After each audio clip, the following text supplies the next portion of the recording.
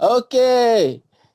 Miss Suzana dah sedia. Alhamdulillah. Okey. Tanpa membuang masa, saya menjemput Coach Riz. Terima kasih Tuan Aril, MC yang sangat luar biasa pada malam Alhamdulillah. ni.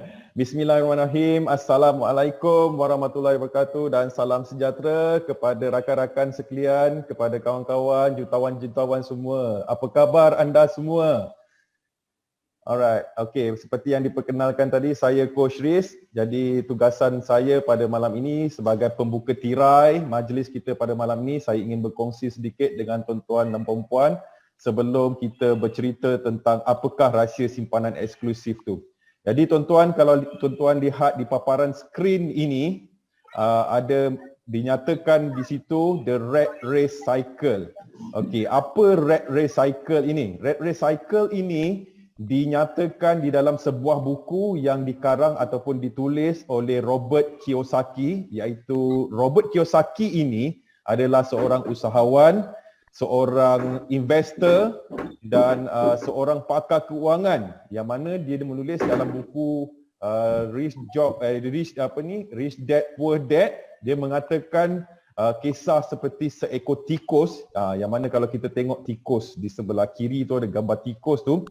Jadi kisah dia, si tikus ni apabila dia beranak di dalam sangkar. Jadi kehidupan seharian dia hanyalah berlari di putaran ataupun kitaran running wheel tu. Kalau kita tengok tu yang dipanggil yang bulat tu, yang putaran bulat tu dipanggil running wheel, di mana kalau si penjaga dia berikan dia makanlah. Kalau tak, dia punya aktiviti dia hanyalah berlari di sekitar running wheel tu. Jadi kehidupan dia dalam dunia dia dalam sangkar sahaja. Berlari, makan dan the next day tu terusan begitu saja sehinggalah pada satu ketika dia keletihan. Jadi maksudnya kehidupan dia berkitar di dalam sangkar dan kehidupan dia seharian hanyalah berlari di atas running wheel. Inilah yang dipanggilkan rat race cycle. Jadi kenapa dia terjadinya begitu? Kerana dia tidak ada pilihan, dia tidak ada pilihan dan tidak ada kebebasan. Kehidupan dia hanyalah terkurung di dalam sangkar. Jadi apa kena mengenanya persoalan ataupun cerita si tikus ini tadi tu? Jadi Robert Kiyosaki menggambarkan ramai kehidupan masyarakat di dunia ini yang mana masyarakat yang hanya ada satu sumber pendapatan, iaitu pendapatan aktif. Jadi kehidupan dia sedikit sebanyak digambarkan seperti kehidupan si tikus ini. Maksudnya Robert Kiyosaki mengatakan mereka-mereka ini adalah mereka-mereka yang sangat rajin, tetapi kehidupan dia bangun pagi dan sebagainya, bergegas ke tempat kerja untuk mendapatkan pendapatan dan akhirnya pendapatan ianya tu dibayar untuk keperluan-keperluan hidup dan juga untuk membayar komitmen-komitmen lain seperti hutang. Jadi besok dia bekerja lagi, lusa dia kerja lagi, setiap bulan, setiap tahun bekerja dan dia hanya ada satu sumber pendapatan sahaja. Dan setelah dia bekerja, hujung bulan hanyalah untuk membayar komitmen-komitmen dia. Jadi mereka-mereka ini akan sampai pada satu persimpangan yang mana mereka tersedar bahawa sama ada dia perlu bersara ataupun dia perlu bekerja dan meneruskan pekerjaannya untuk menampung kehidupan ataupun meneruskan kehidupan mereka dan membayar segala komitmen-komitmen yang terikat tadi tu. Maksudnya dia tidak ada pilihan, dia tidak ada kebebasan. Jadi kenapa dia jadi begini? Hanyalah kerana dia hanya bergantung kepada satu sumber pendapatan. Jadi kehidupan dia terikat dan kehidupannya tidak ada kebebasan. Jadi mereka-mereka inilah yang terperangkap di dalam rat race cycle itu. Makna kata kehidupan sehariannya adalah kehidupan yang bekerja dan untuk membayar segala komitmen-komitmen lain, komitmen-komitmen hutang. Setiap tahun, setiap masa berkitar di sekitar putaran rat race itu sahaja. Jadi kalau kita lihat dekat sini, kita tengok ini adalah kenyataan, ya, yang mana si Swazah sendiri pun kalau baru bergraduasi, baru graduate, gajinya hanyalah 2,500 dan tidak cukup sebenarnya, dan automatically sebenarnya mereka golongan-golongan ini terperangkap di dalam rat race tadi itu. Okay. Kalau kita lihat mereka yang sebenarnya tadi terperangkap dalam rat race ini, seperti yang saya katakan tadi itu, apabila tiba di satu persimpangan yang mereka perlu membuat keputusan, sama ada perlu bersara ataupun perlu bekerja semula. Ini yang terjadi kerana kebanyakannya apabila mereka mencapai umur persaraan yang kalau kita katakan rata-rata umur persaraan adalah sekitar tahun 50 ke 55 tahun, tetapi yang malangnya apabila mereka terpaksa bekerja semula. Kerana apa? Kerana mereka tidak ada mempunyai simpanan mungkin, ataupun mereka tidak ada passive income, ya. Dan kalau kita tengok yang ini memang adalah fakta, 152,000 bersara miskin. Kerana apa yang terjadi begini? Kita tengok lagi isu-isu yang kini, 60% pesara kehabisan wang KWSP sebelum 3 tahun. Jadi kenapa jadi begini? Kerana mereka tidak ada passive income.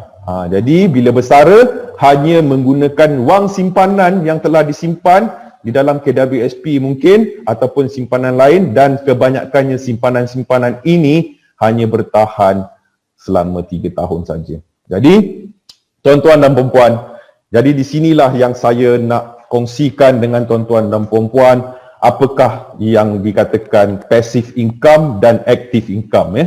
Kalau kita lihat di carta ini juga diperkenalkan oleh Robert Kiyosaki, yang mana Robert Kiyosaki menulis di dalam bukunya, dia mengatakan ada 4 jenis sumber pendapatan sebenarnya, dan 4 jenis sumber pendapatan ini dipecahkan kepada 2 bahagian, iaitu passive income dan juga active income. Kalau kita lihat di sebelah kiri itu adalah active income. Active income ini bermaksud apa? Maksudnya kita perlu menjual masa kita untuk kita mendapatkan pendapatan. Bermaksud macam mana? Kalau di E itu adalah mereka-mereka yang bekerja makan gaji, tidak kiralah bekerja swasta ataupun kerajaan.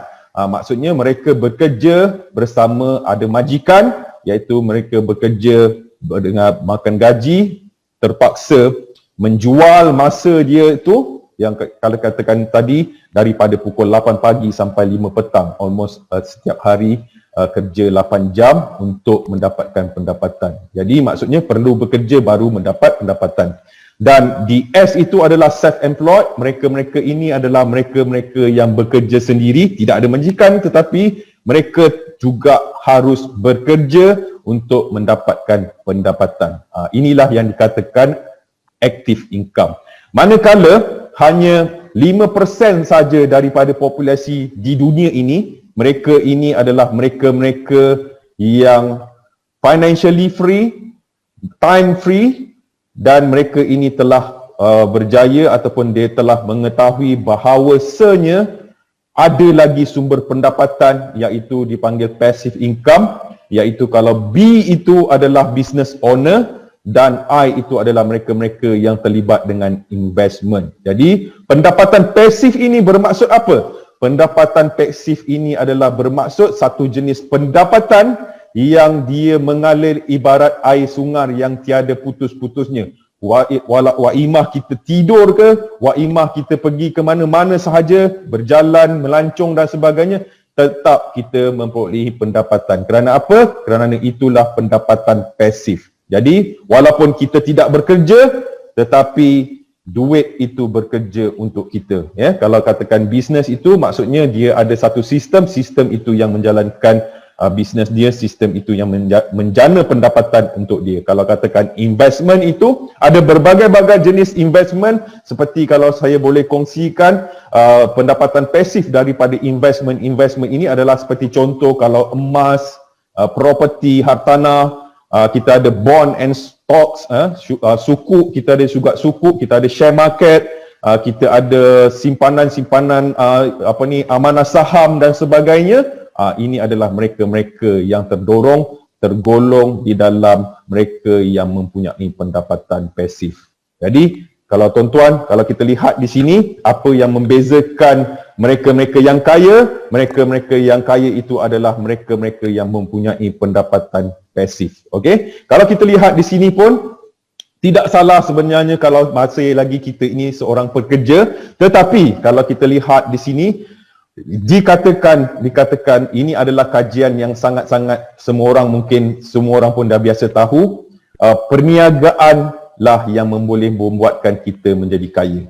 Walaupun kita bekerja, kita memperolehi pendapatan. Kalau kita tengok job versus business, pendapatan yang kita perolehi daripada pekerjaan, kenaikannya setiap tahun, saya kalau boleh katakan hanyalah setinggi 10% saja setiap tahun. Setiap tahun. Jadi maksudnya graf dia itu digambarkan lebih kurang mendata saja. Manakala kalau business, pendapatan dia, kenaikan dia luar jangka, luar jangka. Jadi nak atau tidak, kita terpaksa akur, kita terpaksa menerima bahawasanya pendapatan daripada bisnes adalah satu jenis pendapatan yang kenaikannya sangat-sangat luar biasa. Jadi kita juga perlu melihat apakah jenis-jenis bisnes yang perlu kita ceburi, dan apa yang ingin dikongsikan di sini pada malam ini. Kita nak kongsikan dengan tuan-tuan bagaimana tuan-tuan dan puan-puan dalam masa yang sama sedang menjana pendapatan aktif tadi, dalam masa yang sama boleh juga menjana pendapatan pasif. Tidak semestinya kita ingin berbisnes, kita perlu berhenti kerja. Maksudnya di sini kita masih lagi boleh melakukan kedua-dua kategori pendapatan tadi, iaitu aktif dan juga pasif. Okey, kalau kita lihat seterusnya. Di situ saja ya. Jadi tuan-tuan dan puan-puan, itulah sedikit sebanyak saya berkongsi dengan anda semua apakah itu jenis pendapatan aktif dan pendapatan pasif. Jadi dekat sini kita boleh pertimbangkan apakah pendapatan pasif yang kita boleh jana dan apakah peluang-peluang yang ada yang boleh kita pertimbangkan. Jadi seterusnya saya serahkan kembali sesi ini kepada MC kita, Tuan Ariel Viral.